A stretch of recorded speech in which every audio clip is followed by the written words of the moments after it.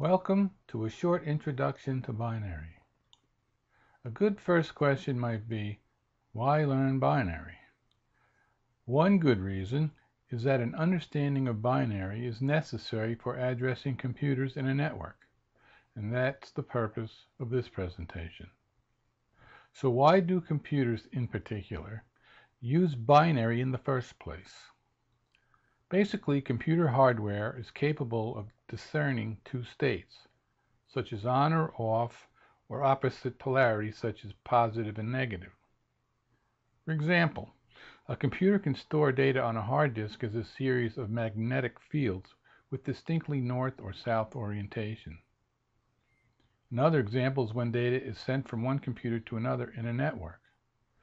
The signals can be sent as a series of pulses indicating the presence or absence of voltage, both of which are easily interpreted by the hardware.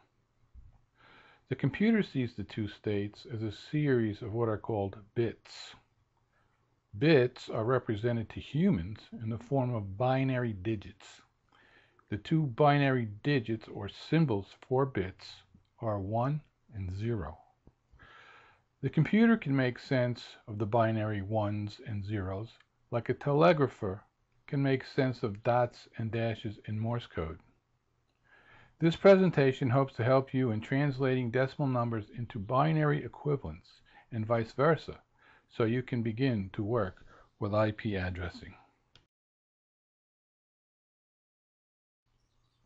Let's begin with a quick review of decimal, our normal numbering system. You should understand that there are 10 different symbols which are used to combine to make numbers or quantities. The symbols are 1, 2, 3, 4, 5, 6, 7, 8, 9, and 0. Note, there are 10. 0 is one of the 10 symbols, and a very important one. The symbols, and we'll call them numbers, are lined up horizontally in columns to form bigger numbers or quantities. As you move in the columns from right to left, the values of the numbers in the columns increase by a factor of 10. They're 10 times bigger. The rightmost column is called the ones or units column. The column second from right is the tens column.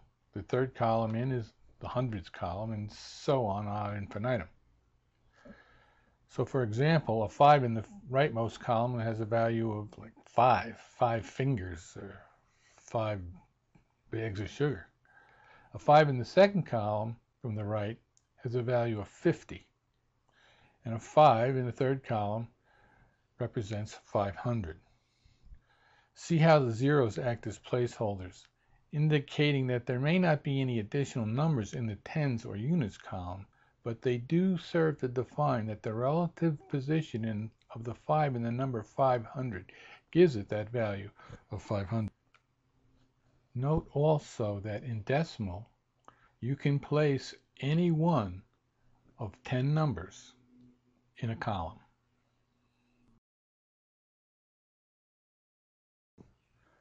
Okay, let's compare binary.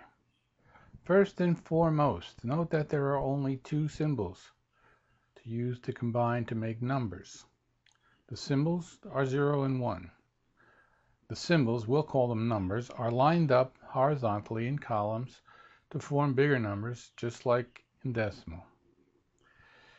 But as you move in the columns from right to left, the values of the columns double in size. They become 2 times bigger, not 10 times as in decimal. The rightmost column is the ones or units column.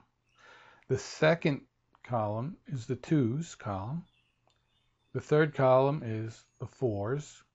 The next column is the eights, then the 16s, and the 32s, and the 64s, and keeps on doubling ad infinitum, or for some of you, on into the night. Anyway, the big difference is not so much that the columns are only doubling in size, but that you only have 2 numbers to put into any given column. You can have a 0 in a column or a 1. There are no other numbers to work with. There's no 3s, no 5s, no 7s. So a 0 means that you have a 0, but a 1 means that you have the value of that column. Now remember when we talked about the states that a computer recognizes, the on, off, the north, south, the voltage, no voltage?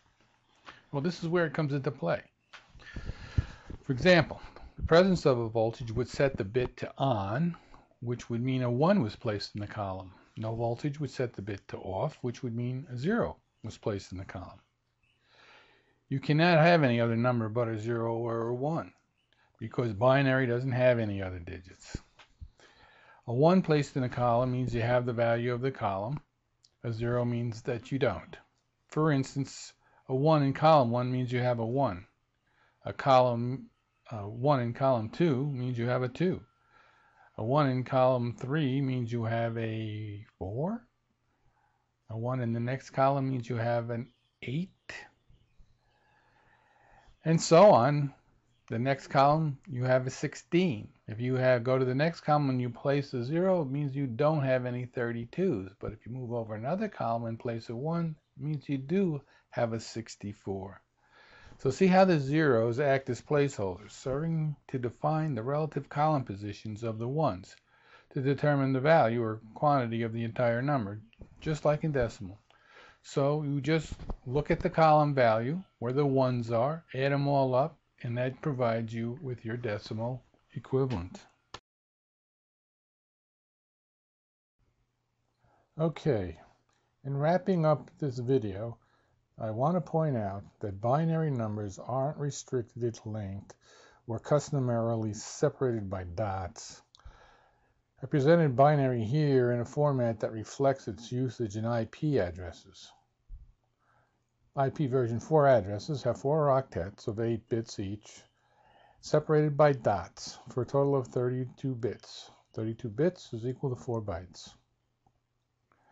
All right, I hope this presentation has helped you to translate binary, especially as it applies to IP, into decimal and back. It hardly explains IP addressing, but it should help to make the numerical conversions easier, so you can apply that skill to the important area of subnetting IP addresses. There's a lot more to learn. Importantly, there's the mask, which has not been presented here. You need the mask in IP addressing in order to properly interpret the IP address. The mask will require the same kind of translation as we performed here, so it should come a little easier when you get there. Also, there's a number of what I refer to as confusion factors in manipulating binary and IP that I didn't address here. They can cause confusion, but once sorted out, they can also become shortcuts or tricks to faster calculation of addresses and masks, which is so important to routing. Hopefully the next episode will be helpful in fleshing out the binary aspects of IP.